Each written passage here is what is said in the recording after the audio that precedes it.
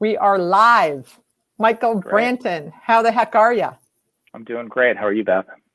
I'm doing awesome. How is Boston these days? Boston's great. I think some like anything else. Some retailers are doing well. Some retailers, and frankly, I think all of humanity would like all of this to be over. Yeah, for sure. Absolutely. You've been busy signing leases as I have. I just signed our 8th lease since COVID last week, which is Wow. crazy. Very, very busy, but all local tenants, no That's great. nationals. I'm negotiating with a couple nationals, but ops needs to come see them. Nationals have, travel ban. So I'm not sure what's going to happen with that. Yeah, that's certainly a tricky predicament. Are you signing leases with nationals, locals, both? A little bit of both. A little bit of both. Some smaller format national tenants that have fared well through all of this, and then a lot of local tenants being either assertive or entrepreneurial, which I think we can all get behind. But certainly nothing's easy. Absolutely. So Role Play Wednesday. This is going to be a new series. We're doing Role Play Wednesday and Save a Deal Saturday. To, have fun, go on LinkedIn Live, and let's have some fun. So you're my first guest, Michael Branton, VP of Leasing from Key Point Partners. We've known each other how long? Do we really want to date ourselves? Sure. I mean, 5, 6 years ago, maybe 6, 7 years ago, something around there. Yeah, we met when I came to Boston, right? For Rise and Grind. Yeah, we had you up there, and haven't looked back ever since. Hey, Travis. We're starting to get some people giving us the chats up. Okay, so let's go. We have 2 role play scenarios, and I'm ready to start. So, deling, we'll do the leasing one first. Hello, this is Beth Azor. Take out my antiquated phone here. So I saw that you have a second-gen restaurant space at one of your shopping centers. And I'm a chef, and I think it would be a great location for my second concept. Oh, great. So you have a first concept? I do. We do, it's kind of like call it like an Italian cafe. We do high-end espresso, panini sandwiches, some breakfast foods, and then salads and things like that. Okay, awesome. And what do you want your second concept to be? Well, we're really responding to the market here. And what we've found is because of the pandemic stuff, that being just a cafe restaurant doesn't pencil. So we need to hit everybody on all different fronts. We need it to be part grocery store, part casual dining, part takeout restaurant / ghost kitchen, and then casual dining. And depending upon what we're able to do, it'll kind of toe the line between them. But we need a drive-through, and we need patio space and dedicated parking for pickup and deliveries. Wow. So when you mentioned that your current concept doesn't pencil, Michael, what were you guys doing in revenue before the pandemic? Our sales were, I think, $1.2 million. And what did they fall to during the pandemic after you were reopened? Let's see. Our breakfast business died because we were near a bunch of office buildings. So that sort of shifted to the afternoon. I think we ended up doing about $750, which is pretty close to break even, candidly. And how many square feet are you in? That is 1,650 square feet. Great job on the 750. I'm sorry about the break even part. And obviously breakfast taking a dive because of the office building. So where are you located? You're in downtown? Yes. Gotcha. Right near the corporate headquarters of, I forget the name of it. God, it's changed hands so many times. No problem. So you're looking out by us in more of suburbia.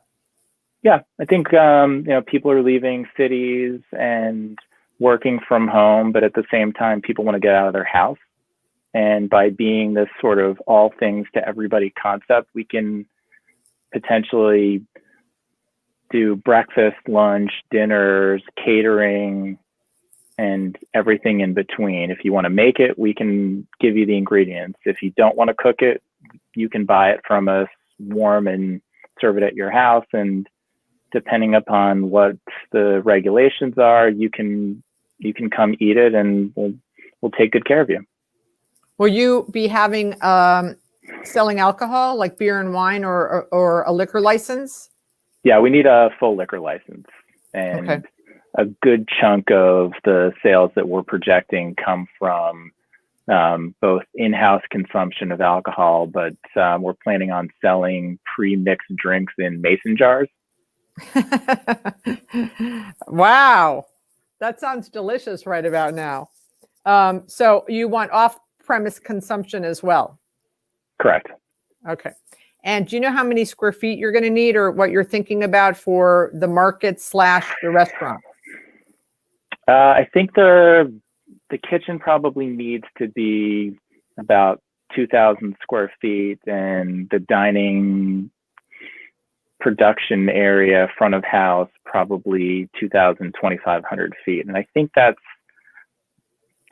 the second gen restaurant space that you have available is 6,000 feet. It is. It's 6,000 square feet. Can you subdivide it? Not really. How did you find us? Like, how did you find the space? I was just, driving around, trying to figure out where folks are, and I happened upon your property. And what did you like about the center?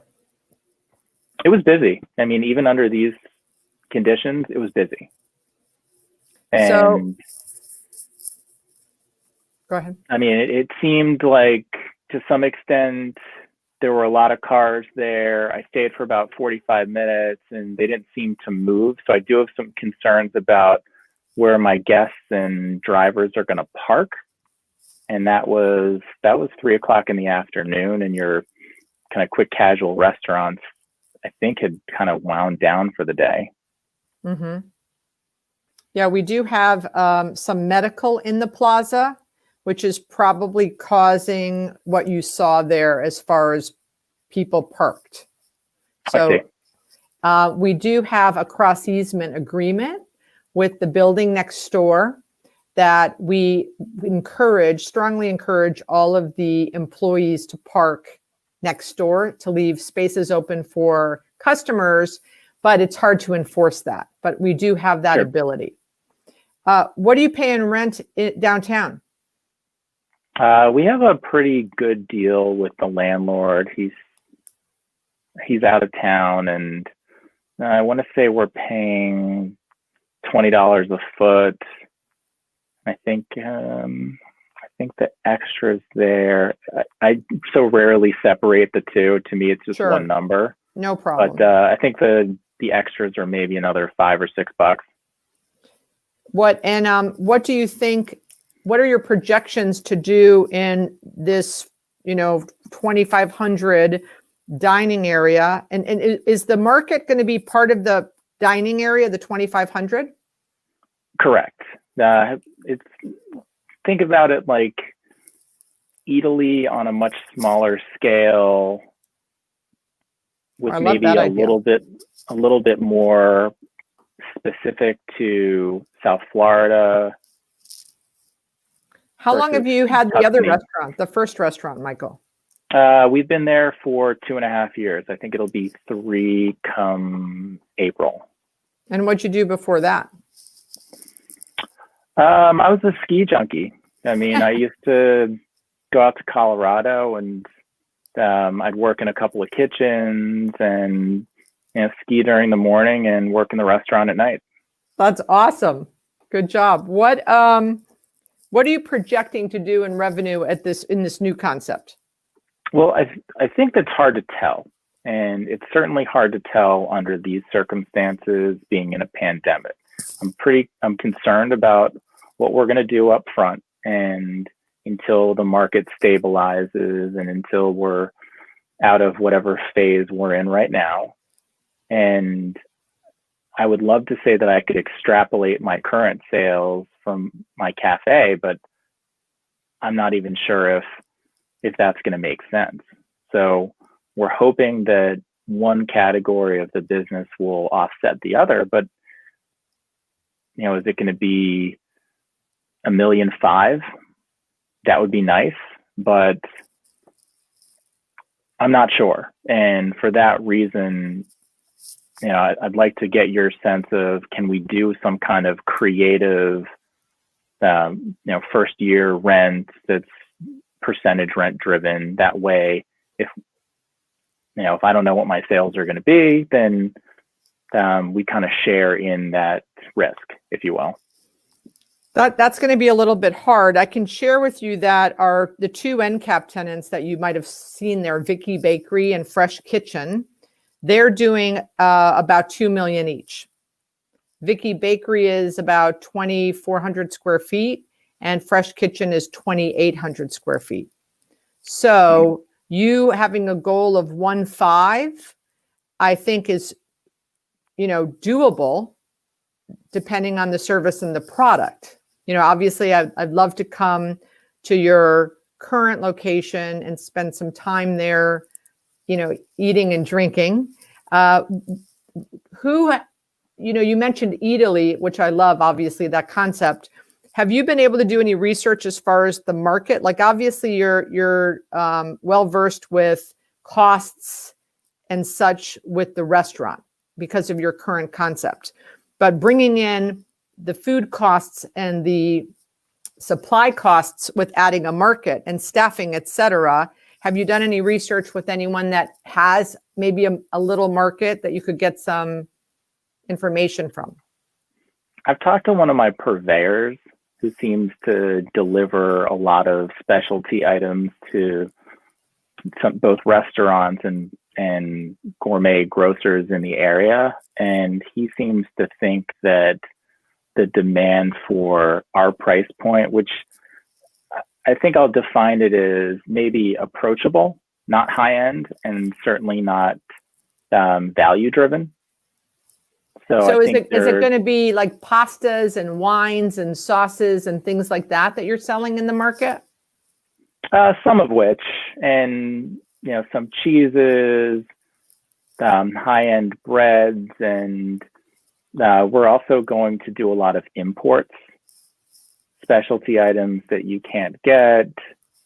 Like I have an affinity for truffles. And we have a really good distributor who can get us both the white and black truffles in season, and then specialty oils.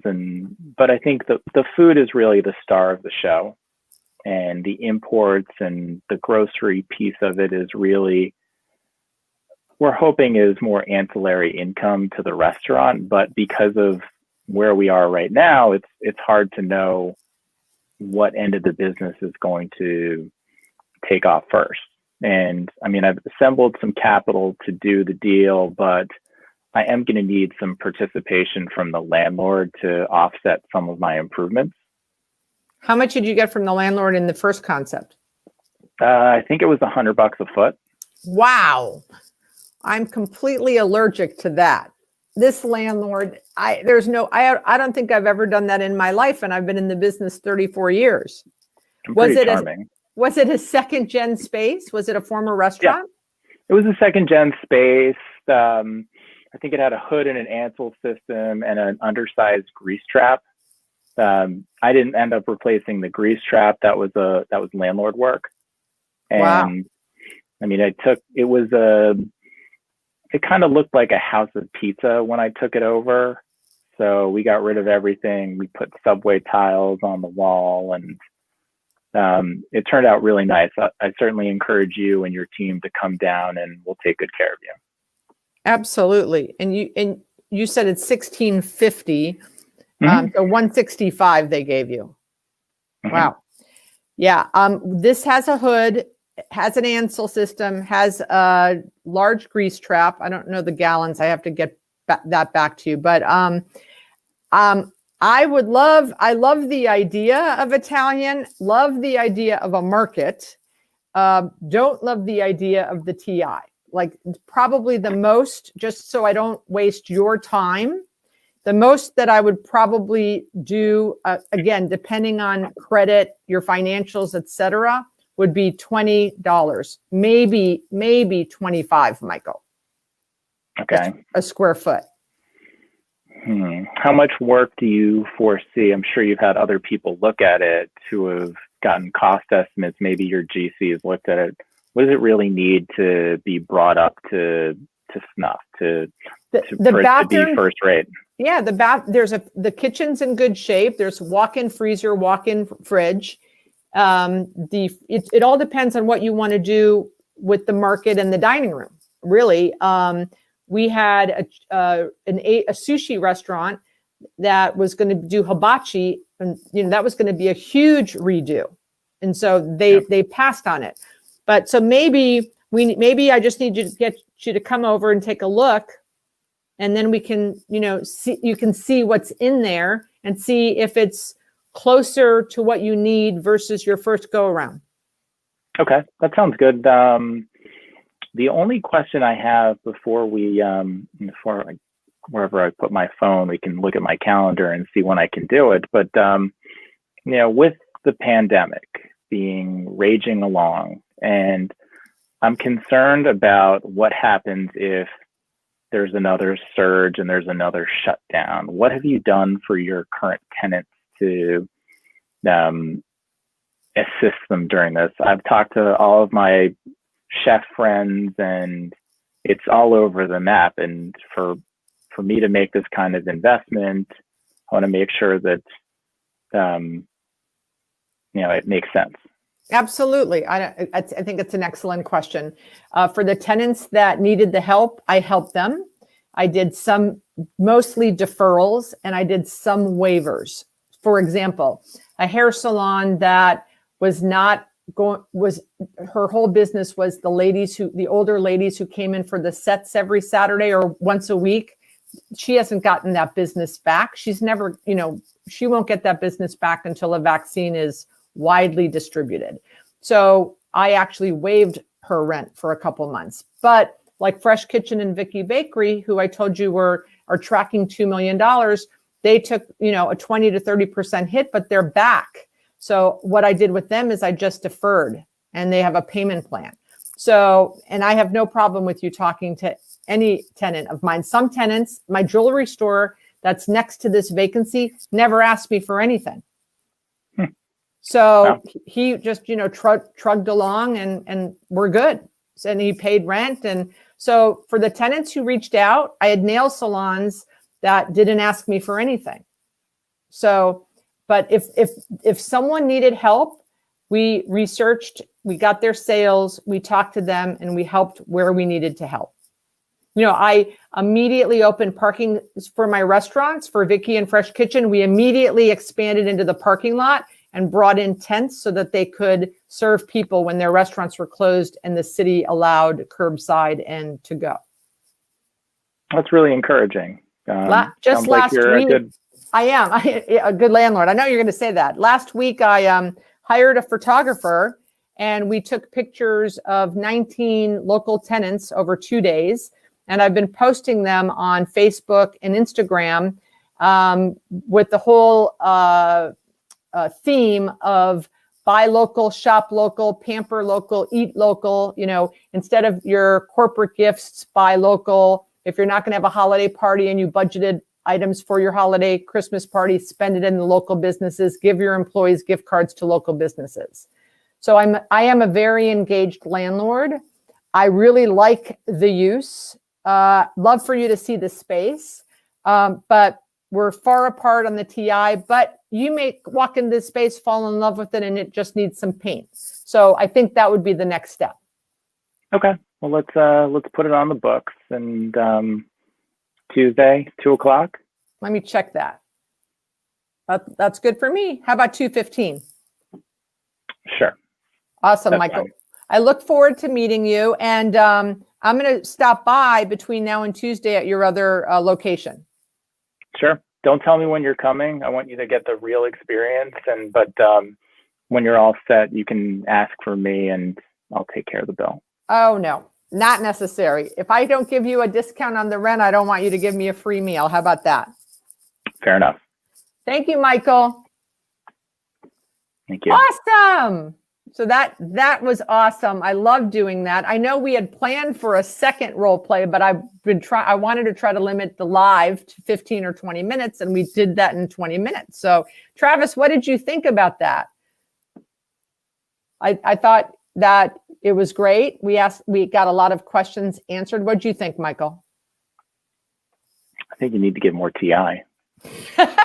Of course you do. I probably would have said very comparable things myself. The deal we just signed was an organic market acai bowl and smoothie place. Hey, Jeff, and 34 triple net. The cams are 16. No grease trap, no hood in the space. It only has a walk-in fridge and freezer, as is. The only thing I am paying for is a dumpster during construction for them to dump all of the crap that they're going to demo out of the space. But it's a market, it's a current market and a current restaurant that in 5,000 square feet in their first location. And then this is 1,750, and they're going to use the first one as a commissary to bring the food over. Makes sense. I'm seeing that in a lot of places, and I think we're going to find that second-gen restaurants, in many respects, become commissaries in some capacity. And, I don't know about what's happening up in the Northeast in New England, but down here, drive-thrus, the rates are up 40%. We need more drive-thrus. People are knocking down middles of shopping centers to create a drive-thru.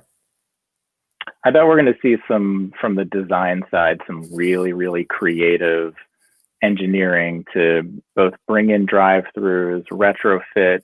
Like you said, I've seen drive-thrus that go underneath buildings, around buildings, stacking lanes that button hook back and things of that nature. And I think we're also going to find communities that are, knock on wood, hopefully more receptive to more creative ways to get more seats, get outdoor seating, handle drive-thrus, curbside takeout. I mean, these are some of the systemic takeaways from what we've all persevered. Absolutely. Well, Michael, from Key Point Partners in New England, thank you for being my first guest on my first LinkedIn Live. Pleasure was all mine. Thank you so much, Beth. All right. Thanks, dear. See you soon. Bye-bye. Thanks, everyone.